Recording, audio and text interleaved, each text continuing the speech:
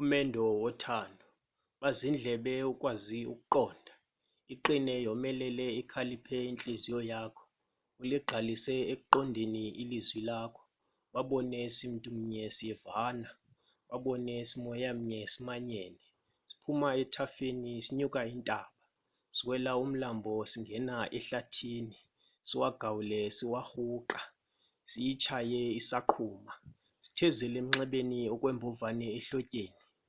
Kuxakeka abaxakekileyo, abagxeki bafuna ukugxeka.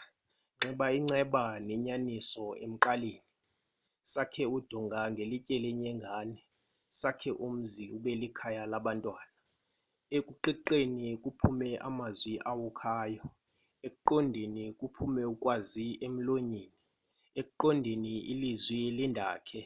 Sithethe kusemnandi ukuthetha, sithethe sisafuna ukuthetha. Sicule culo linye sesigqibile, sicule culo linye sesinxaniwe, sicule culo linye sisancumile.